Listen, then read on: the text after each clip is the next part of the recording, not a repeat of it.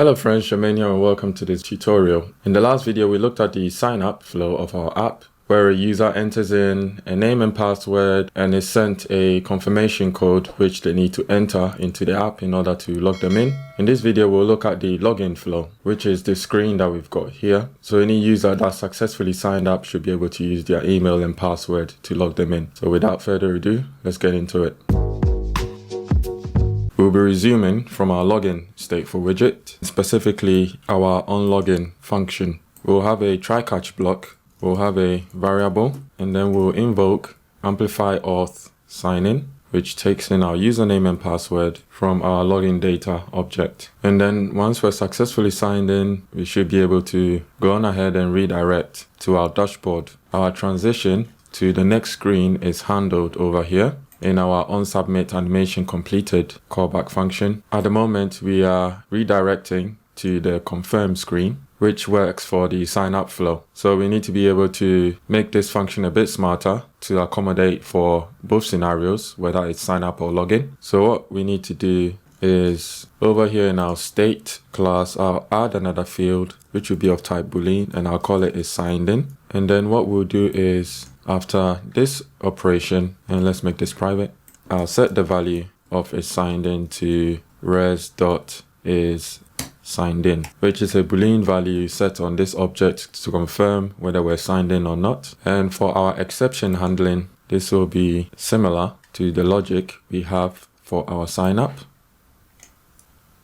So we're going to loop over our exception list, and then the exception we need to look out for is the not authorized exception. And then we'll come down here to use the is signed in field over here. So we can say if is signed in, then we'll redirect to the dashboard, or else we'll go to the confirm screen. So I'll save that and let's try signing in. And let's enter a password. Okay, so we've been able to sign in successfully, and then we can click that to log out, which brings us back here. And what happens when we enter an incorrect password? And let's put a breakpoint over here. And when I hit login, okay, so we get an exception. And then when we check our auth error object, we get not authorized, and the details of that says incorrect username or password, which is what we're capturing over here. So when I resume this, then we get incorrect username or password. All right, so that works for us. Let's look at the forgot password bit. So over here, when we click forgot password, then we are able to reset our password. Once we click recover, we'll have another method for reset password. And in fact, I realized we don't need the build context for login and sign up. I made that mistake. And let's get rid of the context over here. And in fact, I believe we can do that instead. So that looks way cleaner. And also I'll have on reset password here as well. Actually, let's call it on recover password. We'll have a try catch block. And then we are going to invoke the reset password method on amplify.auth. This needs to be underscore on recover password. And also that is incorrect because we are given the email address in here instead. So we don't get the login data object, which kind of makes sense because we don't need that. We'll pass in the build context as well as the email address. So let's correct that over here like so. And then we'll pass the email here. Let's print out the result. I'll also add a breakpoint over here. Let's have a breakpoint here as well. And let's try this. That doesn't look right. Let's return e.cause over here. And I'll do a hot restart. I'll click on that again. Let's enter the email. I'll hit recover. And I'll resume. All right, you got an exception being thrown. Let's see what it says. Okay, it doesn't recognize our user. All right, so looking at the user, we're trying to reset the password with the account is confirmed, which I confirmed through the UI, but I did not verify the email address, which is why the exception says cannot reset password for the user as there is no registered verified email or phone number. So in fact, what we're going to do is let's resume, which gives us that. I will, however, copy this bit so we get some better exception handling. And I believe the message was invalid parameter. I will go ahead and remove this user. And then I'll go back here and I'll sign up again with this one.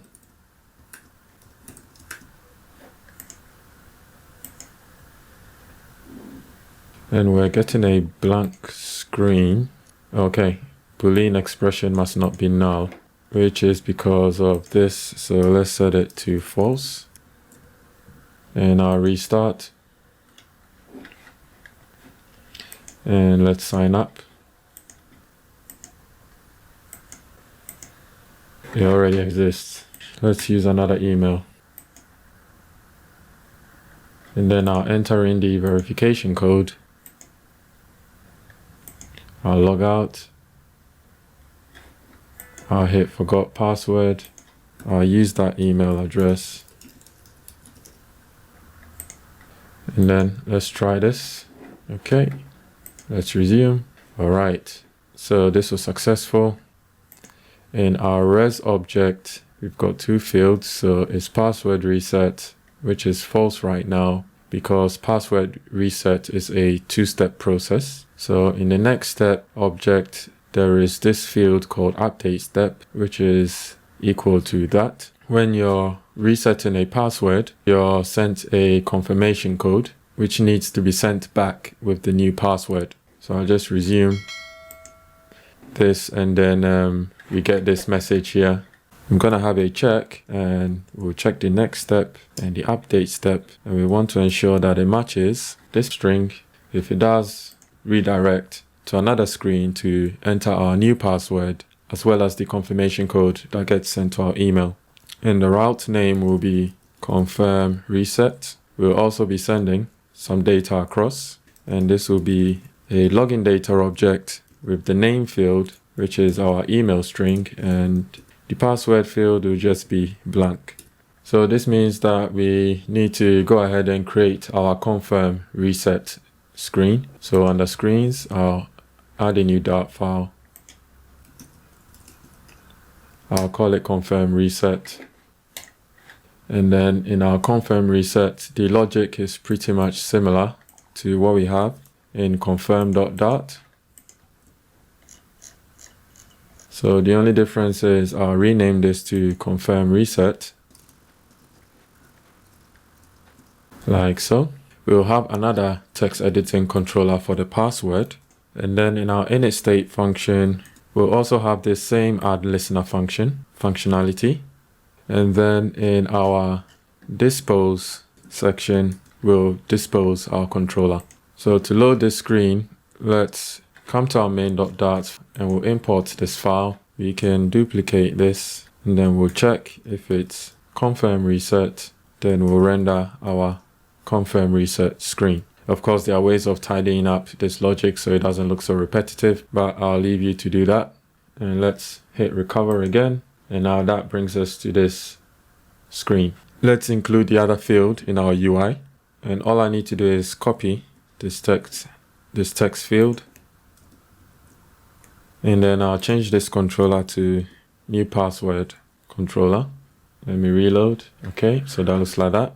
And the label text I'll change to enter new password.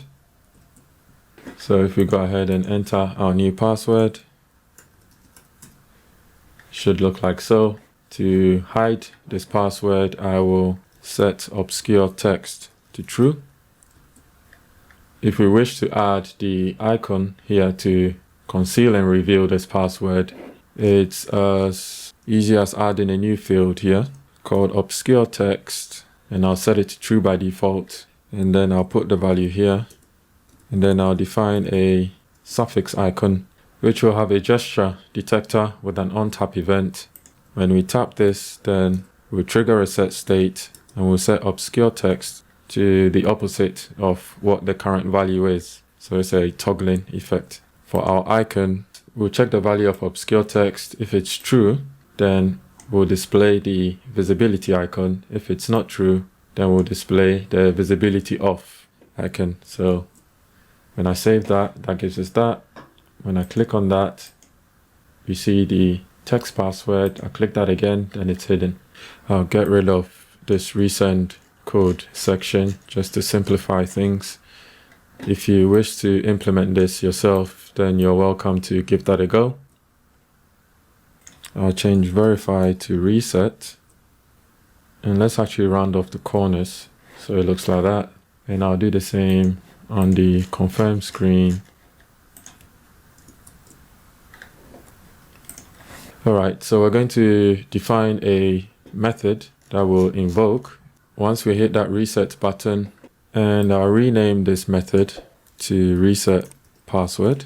That'll also take the context, login data, the code, as well as the password. Rather than confirming sign up, we will invoke the confirm password method, which will take the username and the new password and the confirmation code. And then when we are successful, we will display a snack bar with a message saying password changed successfully, please log in. And then we can redirect to the login screen. So let's copy this method and we'll use that down over here.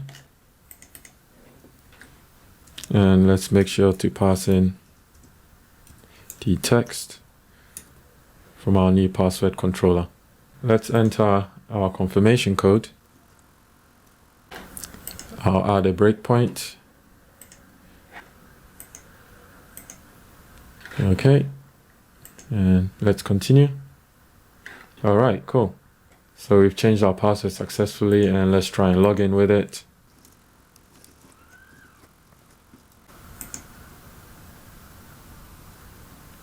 And we've logged in successfully with our new password. All right, let's try this flow again.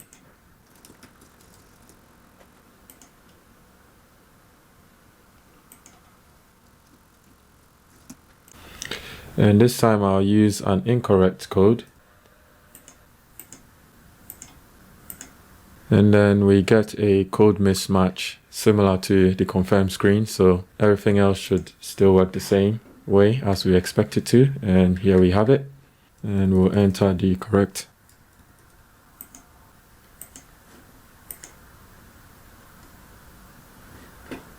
Okay, and we're back to the login screen. All right. So this looks good.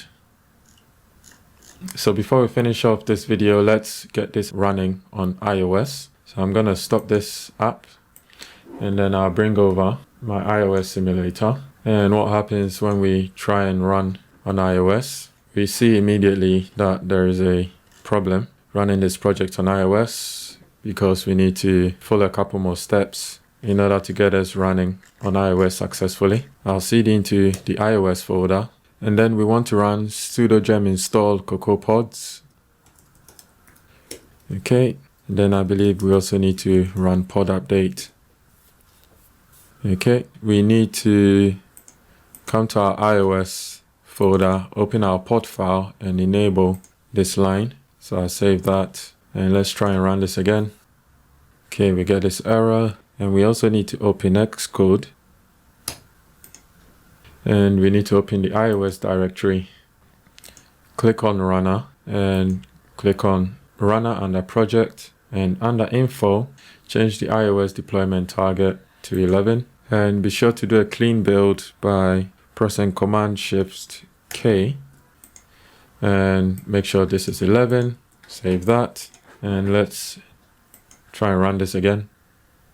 Whenever you get this message, just use the version on disk.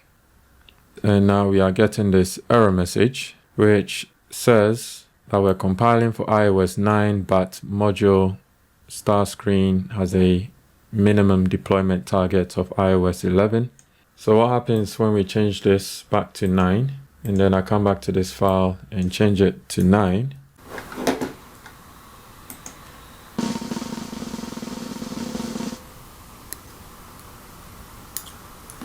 Got our login page displaying.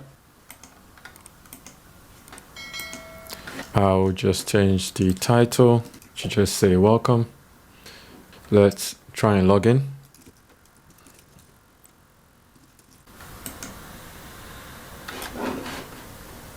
Okay, wrong password. Let's enter in the correct one. Okay, so because this is a developer preview, there are still some issues that require knocking out on iOS, because you notice in our dashboard, the username does not show the email address, it shows this instead. Meanwhile, on Android, outputting the username displays the email address. This is a developer preview, so they're still working on it. I'll be sure to raise a bug for this one, actually. I'll go ahead and log out. Let's go through the sign up flow with another email.